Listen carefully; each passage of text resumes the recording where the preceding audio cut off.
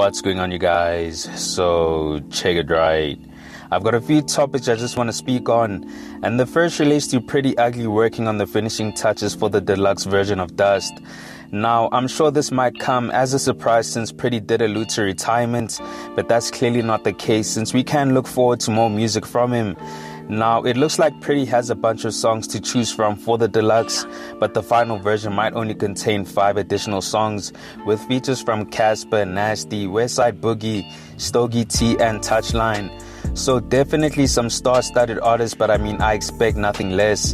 And I say that because Dust was arguably one of the best hip-hop albums to drop last year, and it won Best Hip-Hop Album at the 2024 South African Music Awards. So this was a significant achievement in his career, considering that it was his first. So taking that in mind, a lot of fans believe the album doesn't need a deluxe version, but since Priddy is clearly working on one, these additional songs have to be on point, but it's Priddy, so I'm definitely looking forward to this drop. Now on to the next topic. We have Flvme talking about moving his album. So on X he came out to say the following: "Aight, F it, we're moving this album." Now, I'm not sure what Flvme was trying to accomplish with this post, because is he talking about moving the album forward or backwards? Because if I'm going based on his track record, Flvme has usually encountered delays, which have forced him to push some of his projects back, and his new release with Black and Whites is no different. Throughout last year, he would constantly drop posts teasing the album, as well as him dropping unmastered versions of certain records that are supposed to be part of the project. But we're in a new year and still no album. Now, we did kind of insinuate that the reasons for the pushbacks were associated with sample clearances, his mental health, and not feeling appreciated in the game, which is all unfortunate. But if you're going to be making announcements about your album dropping, make sure that all your affairs are in order and have the project ready for a set date. Otherwise, you find yourself in a position where you leave a lot of your fans upset, disappointed, and losing interest, all because you made promises you couldn't keep.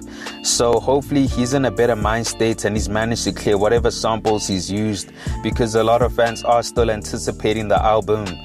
Now, on to the last topic. We have Zoocci, Coke Dope, and Frank Casino speaking on working on an album together. So on Instagram, Zoocci asked the following question: "Who y'all want me to create an album for this year?" And someone replied with Frank Casino. Now, Zoocci captioned the IG story by saying, "I've been telling Frankie since the whole thing." And Frank replied by saying, "True story." Now, as dope as this would be in theory, what are the chances of this project ever dropping if they actually worked on it? And I say that because we've seen how things turned out with Marcus Harvey, who recently complained about Zoocci gatekeeping the album they worked on together. Now, granted, Marcus is signed to Stay Low, who Zoocci is having label disputes with. So with him possibly feeling betrayed by Marcus because he signed to them, well, it's obvious that the music wasn't going to come out. Now, in Frank's case, he is independent, having no ties to any label. But because Zoocci is still signed to Stay Low, they still need to overlook and give approval for the work he does, even if it's on a production or engineering level, like he did with 25K on Loyal to the Plug. So if Zoocci is willing to cooperate with Stay Low, I see no reason why he couldn't create an album for Frank and eventually drop it. But that would require him to actually put his pride aside, but I guess we'll have to wait and see. All I'll say is an album by Frank Casino, which is created by Zoocci, would be something to anticipate. Zoocci is known for bringing out the best when it comes to the artists he works with, and his track record is a testament for that.